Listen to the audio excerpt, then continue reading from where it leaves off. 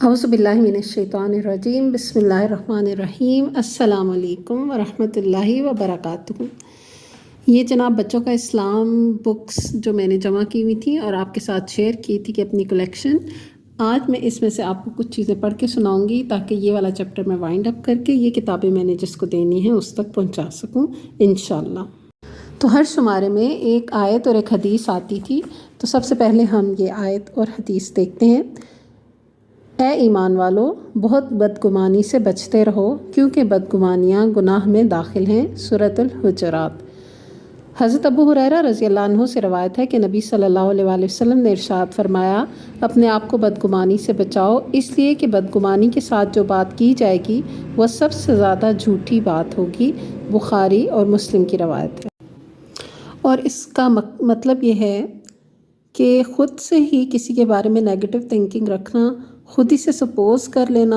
عام طور پہ ہم ایسے سوچتے ہیں نا، ہاں مجھے تو پتہ ہے یہ ایسے ہے، مجھے تو اس کے بارے میں پتہ ہے۔ یہ جو خود ہی سے ہمیں دوسرے کے بارے میں نیگیٹو بات پتہ ہوتی ہے نا، اس کو ریجیکٹ کر دینا چاہیے اور اچھے گمان کے ساتھ، پازیٹیو تھنکنگ کے ساتھ دوسروں کے ساتھ معاملہ کرنا چاہیے۔ اس کے ساتھ ہی ہم دیکھتے ہیں ایک ٹاپک آتا تھا ہیرے جواہرات کے نام سے، یعنی یہ اقوال زری آتے تھے۔ مثلا نیک بخت وہ ہے کہ نیکی کرے اور ڈرے۔ اللہ کے دشمنوں سے محبت کرنا اللہ تعالیٰ کے ساتھ دشمنی کرنا ہے۔ کمزور پر حملہ کرنا بزدلی ہے۔ آخرت کا کام آج کر، دنیا کا کام کل پر چھوڑ دے۔ شریعت کے مطابق جو کام بھی کیا جائے وہ اللہ کے ذکر میں داخل ہے، چاہے خرید و فروخت کیوں نہ ہو۔ احسان سب جگہ بہتر ہے لیکن ہمسائے کے ساتھ بہترین ہے۔ سنت کی نیت سے دوپہر کا سونا راتوں کے اس جاگنے سے بہتر ہے جو سنت کی نیت سے نہ ہو۔ دنیا کی محبت سے بچنا چاہتے ہو تو آخرت کی محبت اپنا لو۔ دنیا ایک نجاست ہے جو مال میں چھپائی گئی ہے۔ اب جو نظم میں نے آپ کو سنانے کے لیے سلیکٹ کیے ان سب رسالوں میں سے وہ ہے قرآن مجید کے بارے میں۔ ہے قرآن کلام خدائے مجید، سناتا ہے جنت کی ہم کو نوید، ڈراتا ہے دوزخ سے بھی یہ ہمیں، بتاتا ہے یہ ہم کو باتیں مفید، بچائے ہمیں شرک و کفران سے، سکھائے یہ توحید رب وحید۔ خدا ایک ہے وحدہ لا شریک، وہ رب صمد ہے وہ رب فرید، نہیں بخشا جائے گا مشرک کبھی کہ اس کے لیے ہے عذاب شدید۔ خدا ہی رہے یاد ہر حال میں، کبھی روز غم ہو یا ہو روز عید، خدا سے تو کافر ہی مایوس ہوں، مسلمان ہوتا نہیں نا امید۔ بچو سود جوئے نشے سے صدا، کہ ہیں یہ حرام اور نجس اور پلید۔ اے طاہر خدا کا اگر تو بنے تو بن جائے گا تیرا رب حمید۔ وہ رب حمید یعنی وہ رب جس کی تعریف کو آپ سے آپ تعریف والا ہے، کوئی کرے تب بھی نہ کرے تب بھی اس کی تو تعریف ہے ہی ہے، وہ کائنات کی ہر شے اس کی تعریف کر رہی ہے۔ اسی طرح ایک چھوٹی سی کوٹیشن، ایک چھوٹا سا واقعہ ہے۔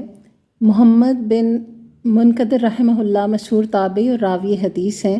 وہ فرماتے ہیں کہ ایک روز میں ساری رات اپنی والدہ کے پاؤں دباتا رہا اور میرے بھائی ابو بکر بن منکدر رات بھر نماز پڑھتے رہے، لیکن مجھے یہ پسند نہیں ہے کہ میں اپنی وہ رات ان کی رات سے بدل لوں۔ سبحان اللہ، یعنی یہ والدین کی خدمت کے متعلق ایک موٹیویشن بھی ہے اس میں۔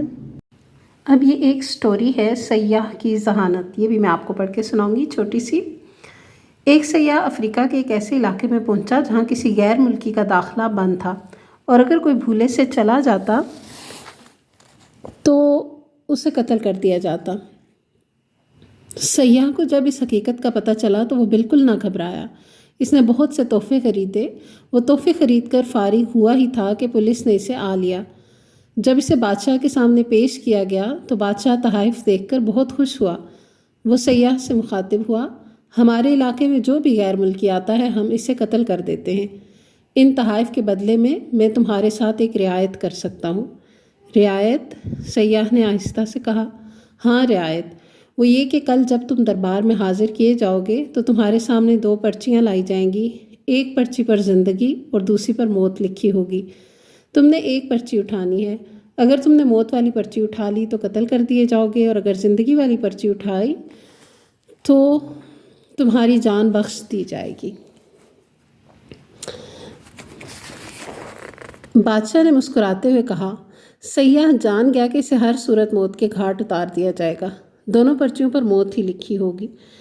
اچانک ہی اس کے ذہن میں ایک ترکیب آئی۔ وہ جھٹ سے بولا مجھے منظور ہے بادشاہ سلامت۔ اگلی صبح اسے دربار میں پیش کیا گیا۔ پھر اس کے سامنے 2 پرچیاں رکھی گئیں۔ سارے درباری دم سادے سیاح کو دیکھ رہے تھے۔ سیاح نے ایک نظر دربار پر ڈالی، پھر اس نے مسکراتے ہوئے بڑے اطمینان سے ایک پرچی اٹھا کر منہ میں ڈالی اور اس کو نگل گیا۔ لوگ دھک سے رہ گئے، لیکن اس نے سکون سے کہا ایک پرچی میں نے نگل لی ہے، دوسری پرچی کو دیکھا جائے، اگر اس پر موت لکھی ہے تو میں نے زندگی والی پرچی نکلی ہے۔ دوسری پرچی چیک کی گئی تو واقعی اس پر موت ہی لکھا ہوا تھا، اور یوں اس ذہین سیاح نے سمجھداری سے اپنی جان بچا لی۔ اب میں آپ کو اس میں سے چھوٹی چھوٹی ٹاپکس ہی پڑھ کے سنا رہی ہوں، بڑی والی کہانیاں یا جو ٹاپکس پہ کوئی ڈسکشن کی گئی ہے، لیکچرز ہیں، وہ نہیں۔ اب اس میں ایک ہے 5 لاکھ احادیث کا نچوڑ۔ یہ ایک چھوٹی سی کہانی کر کے انہوں نے لکھی ہوئی ہے احادیث کے بارے میں۔ سنو بیٹا، میں تمہیں کام کی 5 باتیں بتا رہا ہوں، ان کو غور سے سن لو، تمہارے بہت کام آئیں گی۔ جی فرمائیے۔ وہ کام کی 5 باتیں 5 احادیث ہیں، اور یہ ان 5 لاکھ احادیث کا نچوڑ ہیں جو مجھے یاد ہیں۔ 5 لاکھ احادیث کا نچوڑ؟ مارے حیرت کے ان کے منہ کے بیٹے سے نکلا۔ ہاں، غور سے سنو۔ ہمارے نبی صلی اللہ علیہ وآلہ وسلم نے ارشاد فرمایا، نمبر 1، اعمال کا دار و مدار نیتوں پر ہے، اور انسان کے لیے وہی ہے جو اس نے نیت کی۔ نمبر 2، انسان کے اسلام کی خوبی یہ ہے کہ وہ لا یعنی بے فائدہ اور بے مقصد کاموں کو چھوڑ دے۔ نمبر 3، مومن نہیں ہو سکتے جب تک کہ اپنے مسلمان بھائی کے لیے وہی چیز پسند نہ کرو جو تم اپنے لیے پسند کرتے ہو۔ نمبر 4، حلال بھی ظاہر ہے اور حرام بھی، اور دونوں کے درمیان شبہ کی کچھ چیزیں ہیں، ان کو بہت سے لوگ نہیں جانتے۔ سو جو آدمی شبہات سے بچا، اس نے اپنے دین اور آبرو کو محفوظ کر لیا، اور جو شخص شبہات میں پڑا وہ حرام پر پڑ جائے گا۔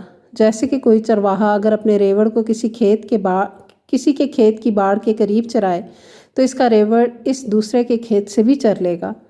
اتنا فرمانے کے بعد آپ صلی اللہ علیہ وآلہ وسلم نے فرمایا، خبردار، بلا شبہ ہر بادشاہ کی باڑ لگا دی ہے، اور ہر بادشاہ نے باڑ لگا دی ہے، اور اللہ کی باڑ حرام کردہ چیزیں ہیں، یعنی حرام کی جو لمٹ ہے اس کو کراس نہ کرو، حلال کے دائرے میں رہو۔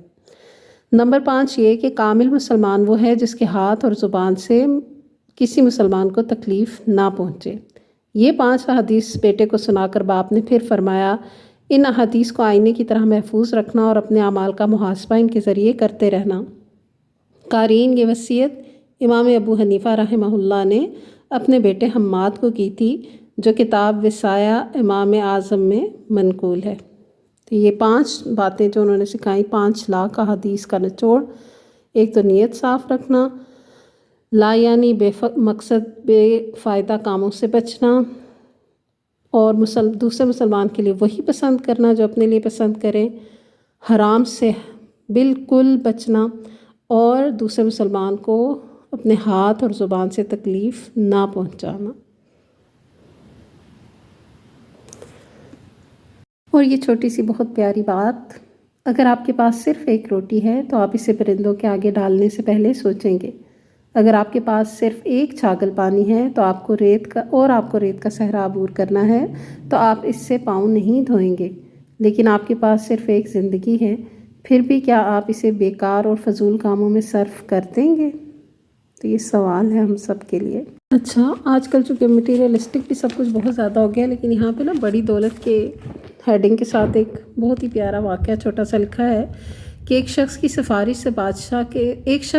کی سفارش سے بادشاہ کے دربار میں جا پہنچا۔ اس نے بادشاہ سے درخواست کی کہ اسے بھی درباریوں میں شامل کر لیا جائے۔ بادشاہ نے اس کی درخواست منظور کر لی، لیکن ساتھ ہی شرط لگا دی کہ پہلے علم حاصل کرو، اس لیے کہ علم کے بغیر کوئی ہمارا درباری نہیں بن سکتا۔ وہ دور امام غزالی رحمہ اللہ علیہ کا تھا۔ وہ سیدھا ان کے پاس گیا، ان کی خدمت میں رہ کر نہایت ہی ذوق و شوق سے علم حاصل کرتا رہا، یہاں تک کہ عالم فاضل بن گیا۔ وہ عالم فاضل تو بن گیا، لیکن اس نے بادشاہ کے دربار کا رخ نہ کیا۔ بادشاہ نے خود اسے طلب کیا، اس کے علم کا امتحان لیا اور کہا، ہاں، اب تم میرے دربار میں رہنے کے قابل ہو گئے ہو۔ یہ سن کر اس نے کہا، حضور، مجھے درباری بننے کی خواہش اس وقت تھی جب میرے پاس علم نہیں تھا۔ علم کی دولت ہاتھ آ جانے کے بعد اب درباری بننے کی خواہش باقی نہیں رہی، اس لیے مجھے معاف فرمائیے۔ سچ ہے علم سب سے بڑی دولت ہے۔ تو اس طرح کے بیشتر اس کے اندر اور واقعات ہیں، بہت سی اور سیکھنے کی چھوٹی بڑی چیزیں ہیں جو کہ میں ساری نہیں پڑھ کر سنا سکتی، اس لیے یہیں پر ہی مکمل کرتی ہوں۔ جزاک اللہ خیر۔ آپ ضرور بتائیے گا یہ سب چھوٹے چھوٹے ٹاپکس آپ کو کیسے لگے۔ السلام علیکم ورحمۃ اللہ وبرکاتہ۔